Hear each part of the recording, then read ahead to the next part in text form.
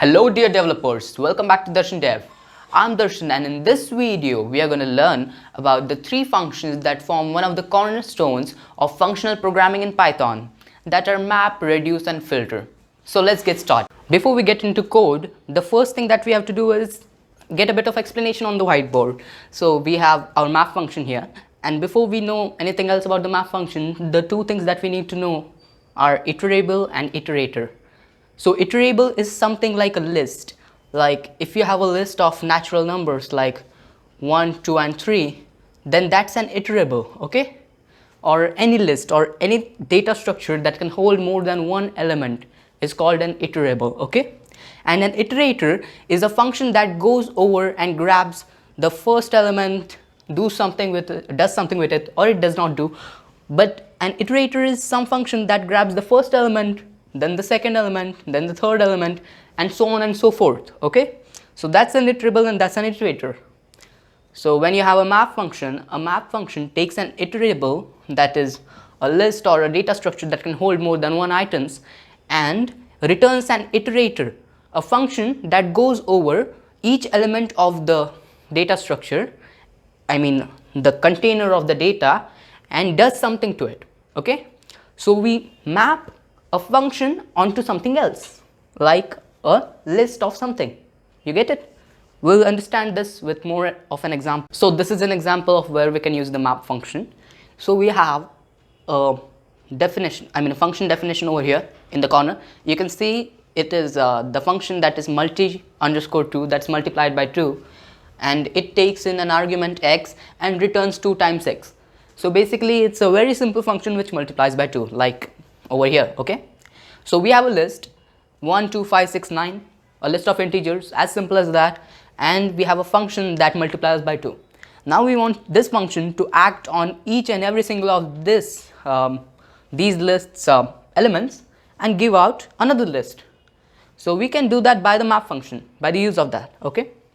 So now we need to multiply these numbers by 2. So what we do is we map this function onto this list. That's how we do it. Like we get a function and map it onto some list of elements, or anything that has more than one element or can contain more than one element. Like it does not need to be a list of more than one element, it can be just one. But what matters is it should be an iterable, it should be a list or a tuple or a dictionary or something that can contain more than one element of data. Now let's map it. As we had seen on the whiteboard there, to map it, the first argument is the function itself. And remember, we don't execute the function, there are no parentheses, okay? And then the second argument is the iterable, that is numList. Pass it in there, hit shift enter. But yes, it returns a map object, that is a generator which yields values once it needs to. But right now we have just declared a map and it doesn't suffice. Like you have to have it in some kind of container, like a list or a tuple. I'll put it in a list and let's hit shift enter, and you get a list of the things that you want, like 1 square 1, 5 square 25, 3 square 9, 4 square 16, and 65 square this number. So let's do it without defining this square function explicitly. We'll do it using lambda functions, okay? To do that, we will make a lambda function that takes in n, the number, and gives out n into n, or you can also say n squared, that is n raised to 2. And if you don't know what lambda functions are, they're basically very easy to understand and very hard to use properly, because they decrease readability quite a lot if you don't use them properly. Note, if you don't use them properly. If you use them properly, they're going to be really a great tool in your toolbox, okay? So that is lambda space your input, that is the input variable. There can be as many inputs as you want, like n, m, as anything like that. And after the colon you'll have outputs. Like if you give an input n, what you want the lambda function's output to be, it should be n squared. So I put n squared over here. and the n square is automatically returned. Here we have to type return, define, and everything, but here the n square is returned. I mean, by default it's just inbuilt. Okay, so lambda function returns the value which you give after this colon. So without further ado, let's get further. Like, then we have this function. Then what's the next thing that we need to do? Instead of this square, we need to put this lambda function into it, right? So let's copy this line, paste it over here, and cut this and paste it in the place of square, and it will do the same job as the square function does. Hit shift enter and you get the same output. Okay, so now let's get started with the second question. I hope you enjoyed the first one. So in the second question, we are going to do a dot upper, that is uppercase, uppercase all of these words, and we have a word list over here. Let's declare the word list. I'll copy it, paste it over here, shift enter. We have a word list over here: the quick brown fox jumped over the lazy dog, and here we are going to do the dot upper function on each and every word. So let's we already know that we are whenever we need to use the map function, we need to pass it in some container like a list. So I'll pass it in the list over here. So in the list I pass in the map function, and here I'll create a lambda function, or you can first create the lambda function and then do the things. It doesn't matter. Then we'll create lambda function, and that will take in a word. I'll be more explicit this time. It will take in a word, and then it will do word dot upper, and the second argument to the map will be the iterable, that is the word list. So pass it in there, hit shift enter. Oh, what do you get? A list of functions which have not been run. That is because you have not executed the function here. And now don't think like we did not execute the function here. It does not mean that we shouldn't execute the function here, because we are not executing the lambda function. It's actually gonna take the word and do the dot upper at the moment when you want to compute it. So the map function is basically a generator, right? So it will take in the word, do the dot upper at that moment. So execute it here, then hit shift enter, and you get your output, the desirable output, that is uppercasing each and every word of this list. So let's move to question number 3. Question number 3 says, create a tuple of tuples of structure of this structure. Okay, let's read it once more. Create a tuple. I should have written it in a better manner actually. Of tuples of this structure. Okay, so the structure should be we have to create a tuple which contains tuples which have the structure number of letters comma word. Okay, so 3 dog, 5 quick. It means that dog has 3 letters, quick has 5 letters. Okay, and we are going to do this on the same list, this word list, and it's already declared, so we don't need to do anything else. We just need to write the function and run it. So let's do it. To create a tuple, we'll have to pass the lambda function and the map function into the map function into the tuple function. But before doing that, let's just create a lambda function first, because that will make it much more clearer. So lambda is going to take in a word, and then it's going to give out a tuple which will have the first argument as the first place as length of the word, and the second will be the word itself. Like, this is the length of dog and this is the word dog itself, right? So this is our lambda function. It takes in a word and makes a tuple with the length of the word comma word. Now this function is going to be passed into map, and the map is going to be passed into tuple. So let's do it. Tuple map Now map has the second argument, that is the iterable, that is word list. Let's give it the word list and close off map over here, close off tuple over here, and hit shift enter, and it gives you the word count of each and every word in this list. That is, the has 3, quick has 5, brown has 5, fox has 3, and all of it's going to be the sum of it is going to be 26, right? Because the quick brown fox jumped over the lazy dog has all the letters in the alphabet. You can do that as well. But yes, this satisfies our intention. Like, we have created a tuple of tuples in this structure. Now we come to the fourth question. Here we are going to make our custom zip function using the map function. So if you know what zip function is, you already know that when you pass in two lists or tuples or anything of a collection, then it joins the corresponding elements together. That is, it's going to create 1 1 2 2 3 3. It will join them together and make a collection of those. So let's do it. And before we do that, I want to tell you that zip is zip is a function by itself in Python, so you can use that when you need to, but this is to explain how map function works. So let's do this.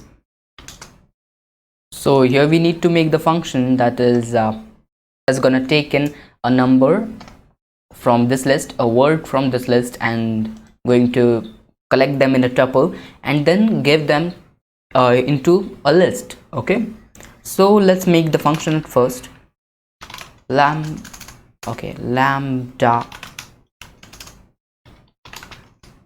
The function is going to take in a number and a word, and is going to give out a tuple which has a number comma word.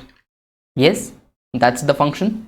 Now this function will be executed on this numbers list as well as this words list. Now what is very special with this example or this question is, wherever you saw here, like in the question number 1, question number 2 and 3, we were working on just one set of collection. That is, this is the list we worked on here, this is the list here, and here we created a tuple of tuples, but it was just one collection, right? And here we are going to use two of them, that's the numbers collection and the words collection. That's the numbers list and words list. So let's see how do we do that using the map function. So we are going to map this lambda to I just give a comma here, and remember you cannot do this and this, so just give a comma here, and the first thing that you pass would be the numbers list. Well, we haven't declared the numbers yet. I'll do that before. Let's do this. Yes, so now we have our numbers and words ready. So now we can access the numbers and words. Now you should notice that the first thing that I pass in after the function is numbers. So the first thing, the first argument to the lambda function is going to be a number, right? So it's going to, why did not I pass in words first and numbers later? Because it's going to take in the word as a number if I do that. So if we want the number and word in this sequence, then after the function I need to pass in the numbers list and words list in this sequence. So basically after the function you have to pass in as many collections as you want in the sequence as you want them to be put in the function. So it can be number, word, city, then it should be numbers, words, cities, in that manner. So just close it off over here and pass it into a list, because if you don't do that, it's gonna just return a map generator. Shift enter and you get what you want, that is 1 2 3 4 5 6 7 all paired up. So there is one question that comes up in the mind: if I delete one of these, then what will happen to this 7? So let's try it. So if I remove this 7 and redefine the words list and run this once more, what do you expect? We have 1 2 3 4 5 and 6. We don't have the number 7 either. When I removed the word 7, it did not include the number 7 in the zipped up list. And it is just the same in the reverse. Like if you remove this 6 and 7 from here, it's going to just not find anything for this word 6. It's going to search for the number 6, but it's not going to find it, so it will just pair up till 5. So let's try it. I'll rerun the function and you get it till 5. Like filter out things, right? So filter takes Boolean function as its first argument, like a function which returns true or false. It has to be, okay? And now the second argument is very similar to map, that is iterable, right? It has to iterate over something. Now this is the thing it's gonna iterate over. Here I've just changed from list to tuple because, you know, we can do it on many other things. Like we can also do it on dictionaries, but we'll take that later. So here we have our tuple, and we are going to tuple or tuple, whatever you may say. Here we are going to define a function that is even, which will check if the tuple is any number in the tuple is even or not. If it is even, then it is going to return true, and if it is not, it's going to return false. So for 1 it's going to return false, then true for 2, 3 false, 4 true, 5 false, 6 true, 7 false, that way, okay? And then this function is going to be passed in as the Boolean function, and this iterable, that's our tuple. I'll name it number list is this. Assume that this is over here, okay? So this is our number list tuple. We are going to pass it in the filter, and this is the Boolean function that we are going to pass in here, and this is the output that we are going to get. We are going to get 2, 4 and 6 that are only even numbers. So we filter is even, we apply this filter to this iterable. So it's as simple as that. Let's move to our code. So here we come in the Jupyter notebook of our filter function, and here I've written a bit of an explanation of what the filter function is, but you would not need it because we have already studied what the filter function is, right, on the whiteboard. And here I have 3 questions for you, and the third question is quite practical, which returns the rooms that are not booked, and it will be a one-liner, so it's going to be quite interesting. So let's start with the first question. The first question says that you have to filter out the names that are longer than 6 letters. Filter out means you have to return the names that are shorter or less than equal to 10 letters. I just forgot to change it. I think it should be 10. Yes, that are longer than 10 letters. So we have to return everything that's shorter than or equal to 10 letters. So how do we do that? Here we need to define a function that takes in a word that will be a name and returns whether it is longer than 10 letters or it is less than or equal to 10 letters.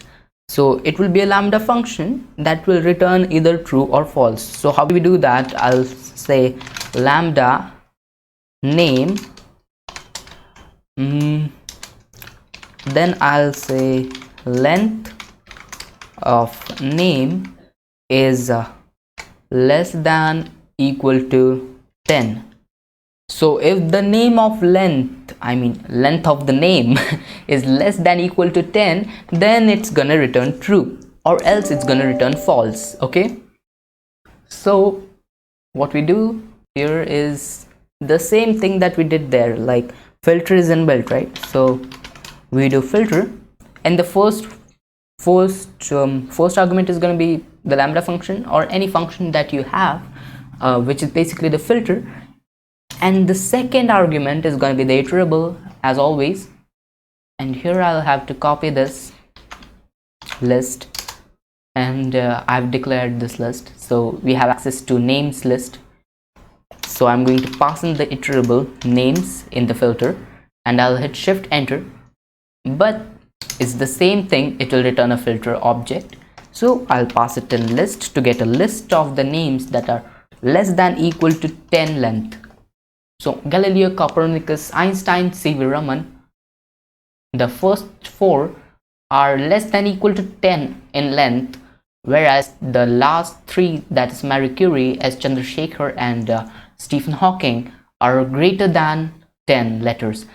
So let's see if we can return the rest of the three. I'll just change this less than to greater than. Okay, I'll hit shift enter and we get Copernicus, Marie Curie, S. Chandrasekhar and Stephen Hawking. We got Copernicus because Copernicus might be 10 letters. Yes, he is 10 letters. So this is how you make this function, and we got our answer. That is, we have filtered out the names that are longer than 10 letters. So these are the names that are as short as we want them to be. Now let's see and move on to the next question. Here I have prepared a function for our question number 2 that generates dates randomly. So the question number 2 is filter dates from past, date list. I've not defined the date list because I was gonna make it, and now I've made it. Okay, so I'll just go over how I made it. From date time import date, from random import random. So this random is going to generate a random number. Choose a random number from the range I give it, and this date is going to make a datetime object from it, datetime.date object from it. So the year is going to, I've defined a random date function which takes in nothing but yes, I've given it arguments in here, that is year 1990 and 2040, so 30 years in the past and 20 years in the future.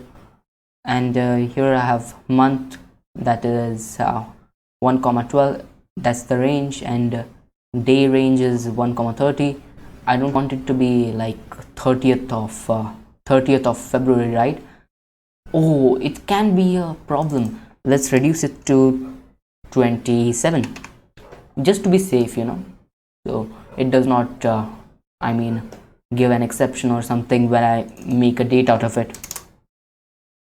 So we have in the range of 27, and it will return a date object from year, month and day this way. And I am running this random date function for n in range 10, that is, it's going to return 10 random dates for me, and this is a list comprehension. Okay, now let's map this function, this list.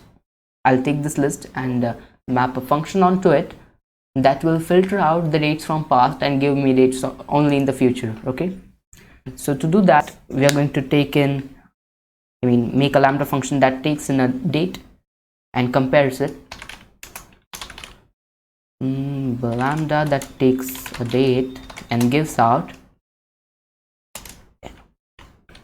date. We will need the date of today for that. So the date of today is gonna be date.today. This is gonna give us today's date, and we are going to subtract the given date from it, that is date.today minus date, and if it is greater than equal to 0, so how this date time module functions, I just want to tell you in short, that is the date in past is smaller than date in future. Okay, so if you subtract today's date, a given date from today's date, if it is in future, then the answer is going to be negative. But if it is today's date, it's going to be 0. But if it's a date from past, then it's going to be positive, because today's date is going to be greater than a date from past. Okay, so this lambda is going to take in a date and return if today's date minus a date is greater than equal to 0, which means that either we got today's date or we got a date in future. I'll just do greater than 0. I don't want today's date to be returned, and it's very unlikely that it will return today's date, but yeah, let it be. Lambda date.today minus date. So if you have a date from past, it's going to be positive, and if you have a date from the future, it's going to be negative. So greater than 0 means positive, and it is going to be positive for the dates from past, right? and it should be negative for the dates from past. So I'll change this greater than sign to less than sign, which means today's date minus a date from past is less than 0 will be true, right? And wait a minute. So this is right. This expression, that is date dot today minus date, evaluates to less than 0, that is true when the date is from the future, and that's what we want, right? We want the date which is greater than today's date, that is the date from the future, to return less than 0, so that the dates from the so that this expression evaluates to true, and we get all the dates from the future. So now this function will be passed into map, and the second argument to map is the iterable, that is our list, and I'm going to declare this list over here. Let's copy it. It will be date list. So let us see what's the problem. The descriptor date. Well, what's the issue here? Let us see. If I enter this,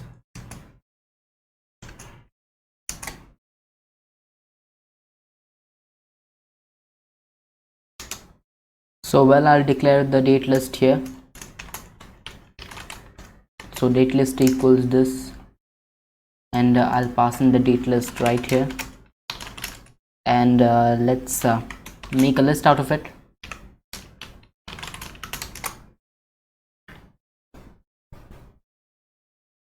This is not supported between instances of datetime.time delta and integer.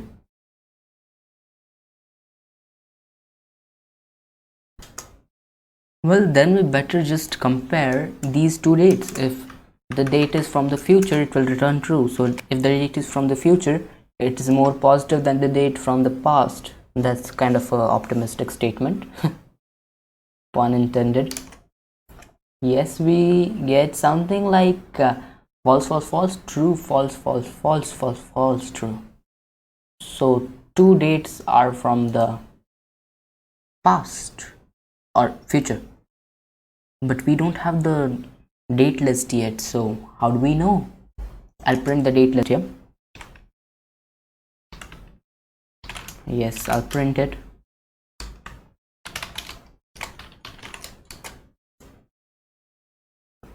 I'll have to p-print it. So p-print is something that is pretty print. So everything will be arranged like this. It will look pretty. So from p-print, import p-print, and instead of print, do p-print. And here we have our dates, and here I'm going to run it, but it's returning true, false, true, false. Then yes, why am I doing a map on it? Here we are in the filter section, right? I'm supposed to do a filter. Oh god. So shift enter, and we get the only date that is from the future here, that is 2021 11/8. This is the date, 8th of November 2021, and all the rest of the dates are from the past, as you can see here. So let's refresh it, and I hope we get a few dates from the future. Yes, we have a few of them. So let's run this once more, and here let's delete this one, it will cause confusion. Yes, so here we get the dates from the future, that is 2032, 2028, 2039, 2036, 2035, and you can match them here and check out. And the rest of them are from the past. That's one from 1997, 1999, and 2004, 2006, 2006. That's 5 are from the past and 5 are from the present, future. So yes, we have effectively learned how to filter out data of dates from the past and the future. And this can be really useful if you want, if you have something like an establishment which does contracts or something, or any kind of thing that has dates associated with it.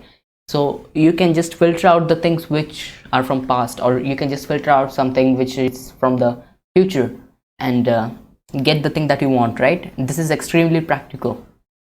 And this is even more practical like if you have a hotel management system app like I had built, and I'll just link it in the I button up there if you want to follow me in the series there. And in this app I had all the basic CRUD functions and other things which a normal app has, and many other things like people can book rooms, and the hotel owner can do all the hotel management stuff from there. It had an admin panel and everything. So if you want to build it with me, then you can go to the I button up there and check it out. So apart from that, we have to check which room is booked, which room is not booked, in order to create a booking for a person, right? So we're going to do that here.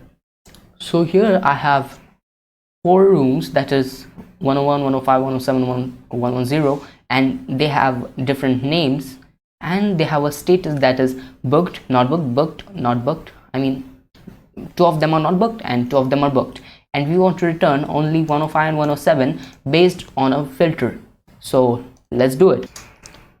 But before we move any further, I would like to introduce you to name tuple.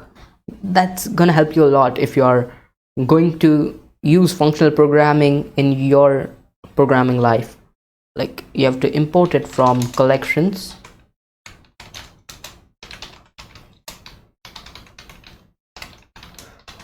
so it's a data structure that will basically make a class for you, and you don't have to define the class and do all the things.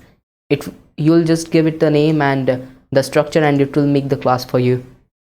So name tuple can be made in this manner. I'll make the name tuple for room.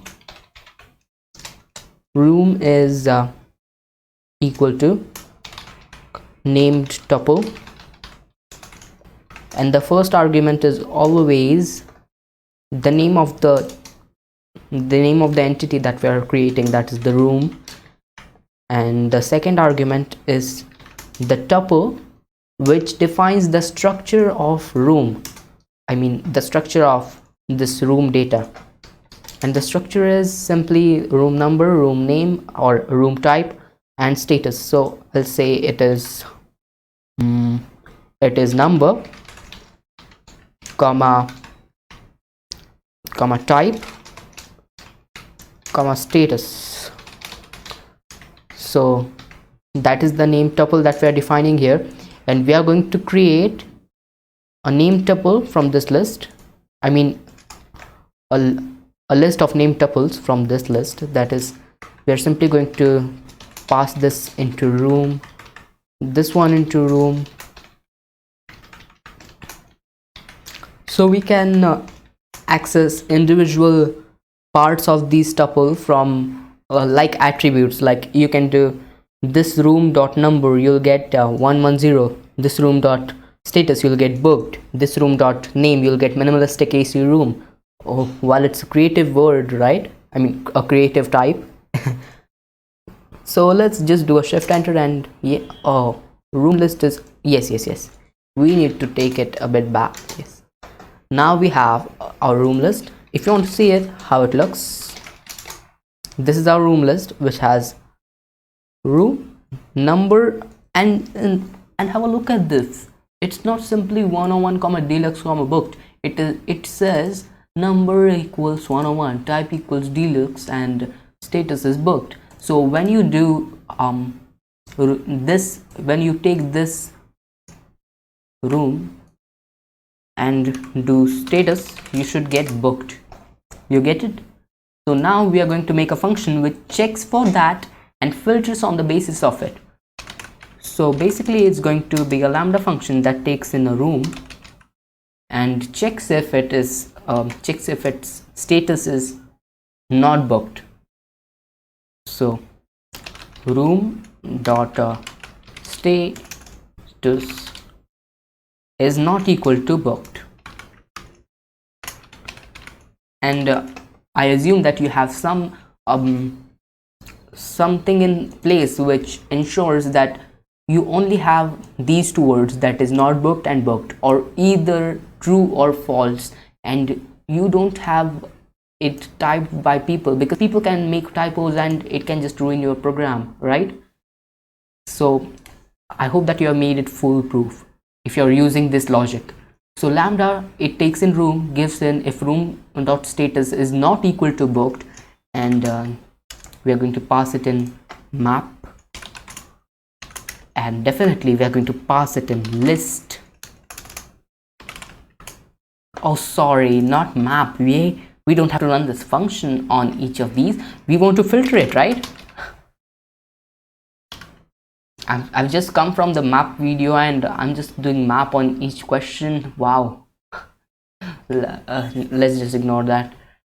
I'll just pass in the room list here as the iterable, and close it here and hit shift enter. Okay. Filter expected 2 arguments but just got 1. Yes. This one should not be here. Right. Now it's in the right place. Now here we get the right things. That is, we get the rooms which are not booked. And that's what we wanted. So we have accomplished our mission. Yes. So here is our lambda function, which returns a true or false on the basis of booked or not booked. If it is not booked, that is, if it is not equal to booked, then it will return true. So these are the rooms that return true, that is, they are not booked, and this filtered from this room list, and we have made a list out of it. So that's it. And I hope this helped you understand filter a bit more, and this will help you in your daily life. So let's move on to our third function. So here we come to our third function, that is reduce. Now when understanding reduce, it's really important to pay attention over here. Okay, now reduce takes in the first argument as an accumulator function. Now accumulator has something which is a self-defined variable. Like this, instead of a list of integers, I've taken a list of letters that we are going to accumulate together, reduce to a word. Okay, now it's not going to be M-A-R-C-H. Month is not going to be M-A-R-C-H. It's going to be March. You get it?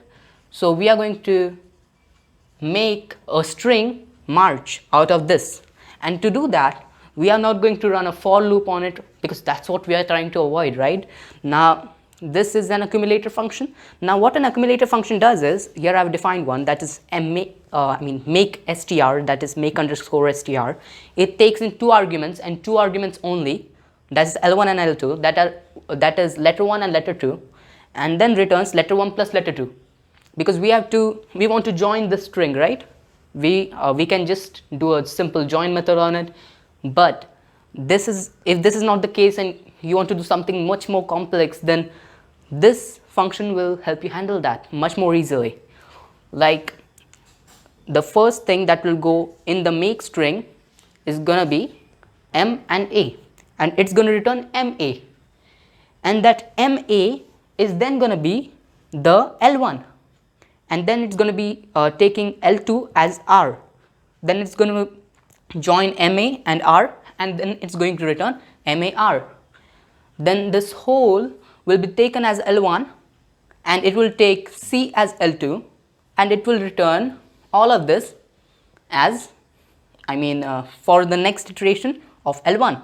So this whole MARC is going to be taken as L1, and then H will be taken as L2, and it will return the whole string finally. Okay, and that's what the accumulator function does. So the first is the accumulator function that we pass into reduce. The second is the iterable, that's a list or a tuple of anything, and the third is an optional argument, that is initial. Like if I give an initial argument that's called the letter D, then it's going to have D March. You get it? So initial means it's going to start with it. Like it already has D with it, then it's going to take in D as the first argument, that's L1, and M as the second argument, L2, and it's going to return DM, and then so on and so forth. So this is how the reduce function works. Okay, so here we come to the Jupyter notebook of our reduce function, and here is the definition in short, but yes, we have seen what it is. So let's get started making solutions to these questions. So the question number 1, calculate product of the numbers in the list using the reduce function, and the numbers list is 1 to 10. Okay, so now we have the numbers list, and let's make the accumulator function. That is something that keeps on adding, like 1 2, then 2 1 2, then what's the sum of 1 2 3, then 3 plus 3, then 3 plus 3 is 6, so 1 2 3 sum is 6, 6 plus 4 is 10. So yeah, that function. Okay, so our multiplication function, since we are going to calculate product, I'll say multiply. I'll name it multiply. Okay, it will take in two variables, x and y, and return x into y. Okay, so it takes into, gives out 1. That's important. And then we are going to import reduce, because reduce is not in the global context in Python, from Python 3 and onwards. So from func tools, import reduce. Now that we have reduce in here, I will apply this function to our num list over here, and the first argument is going to be multiply. That's our function, and the second argument is going to be num list. So let's do it. What's the problem? Yes, from. So we get the product, that is 3628800. Let's try it using our calculator and check whether it's right. Okay, so here we have our calculator. Let's do the multiplication. Ready? So 1 times 2 times 3 times 4. Okay, oh, there's some problem over here. Let's do it once more. 1 2 3 4 5 6 7 8 9, and we multiplied by 10, so it is 3628800, and that's the same over here, 3628800. So we have used the reduce function properly, and yes, this is our result. Let's move on to the second question. Our second question is to double a number and add the next number to the list. So this question is not that clear, I know, but yes, what I meant is, if you are given a number, suppose x, then what you're going to add to the accumulator won't be just x, it would be 2x plus the next number y. Okay, so now the accumulator, or the sum, is at 0. Okay, just to get an idea or give you an idea, sum is at 0, then we take in 1, we double it, that becomes 2, and we add 2 to it, that's the next number, so it becomes 4. So we add 4, so now the sum is at 4. Okay, now the next number is 3. Now we have 4 over here, and we are going to double the 4, that's going to be 8, and in 8 we are going to add 3, that will give us 11, and now we're going to, and now our sum is going to be 11. Now we are going to double 11, that's going to be 22. 22 plus 4 is 26, and that's going to be our next sum, that's 26. Now we double 26, and so on and so forth. That's going to be the pattern. So our function, and I think we should optimize it with a lambda function, but we'll do that later. So we are going to define just a similar function like we did with multiply over here. The function is going to be, let's give it a good name. I'll say it is 2x plus y. No, it shouldn't be that. Okay, I don't know what I should name it, because it's just a pattern to follow. But let's say I'll name it compute. Not a good name at all. It doesn't say what it does, but still, you know that, right? I've explained what it does. It takes an x comma y and returns 2 times x plus y. Okay, so yes, this is right. Let's now, after we have defined compute, what we're going to do is simply take reduce, apply compute to our num list, and num list is already defined over here because we have defined it in the first question. It's the same numbers list, 1 to 10 numbers. I'll put a num list here and hit shift enter. We get 2036, and let's should we? I think we should. I'll just open calculator and do it. So after we have done all the calculations, we reach the same result, that is 2036. So if we want to apply a formula or any kind of expression to two digits that are next to each other in a list, this is the way to do it, that is reduce. Okay, so you can apply to 1 2 then 2 3, then just the next digit plus the expression that's calculated by the remaining of the digits. Cut this part.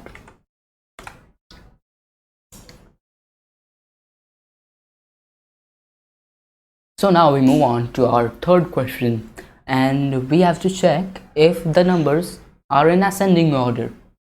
And now we will do that by making a function that checks if a number is greater than, yes, we have to I'll define the function and name it comparator. Okay, it will take in x and y and give us a value if x is less than y. So if x is less than y, then it will return true. Okay, now x is going to be the first thing and y is going to be the second thing, so x y is going to return true if everything goes in the ascending order like this, it increases. Okay, now we're going to apply reduce to it. Reduce comparator, and we pass in num list, and it says true. And now if we change, but yes, the num list is not the new num list is not defined yet. We have this num list, but yes, let's define this one and still check it because this one is ascending order too. Let's copy it, paste it, and shift enter. Yes, we have the new num list and it should return true as well, and it does. But now if we mess it up, like I'll put 1000 here, then it's not in an ascending order, so it should return false. And let's see, oh, there is a problem. There is some problem. Well, it turns out that our reduce function is not good for this application, and yes, I just decided that I'll just leave it there in the video because you should know that it's very easy to make mistakes and you can just correct them, right? And your reduce function is not good for checking if the whole list is in ascending order or not. I don't know if you'll have to write some function which will make it work with reduce, but instead of doing that, just use reduce for something simple like applying an expression or a transformation over a lot of data or any list that you have, right? Like if you have some large data set and you're working with big data, then definitely this kind of function will be very helpful for you, right? So we'll leave it at that. But we can make something better here. I'll just delete this multiply, and instead of multiply, I'll write a lambda function. So lambda x comma y x star y, and we have to multiply, right? It just increased it so much. Yes, this is our new numbers list. That's the reason. I'll define it once more and it should return to normal. That's right, 3628800. It surprised me. And we'll also change this to x plus y. So lambda x and y, and it will give you 2 times x plus y. Okay, let's do it once more, and it gives you 2036. So this is how we use the reduce function, and these two are the right examples of how to use it. This one is the wrong example, so that's where we stop. Now finally we are done with all of our 3 functions, and I hope I could add something to your knowledge today, and I hope these functions make your life a bit easier. So if you want to see much more such videos, then subscribe to my channel, hit the bell button, and also hit the like button, because this helps the YouTube algorithm greatly. So bye bye.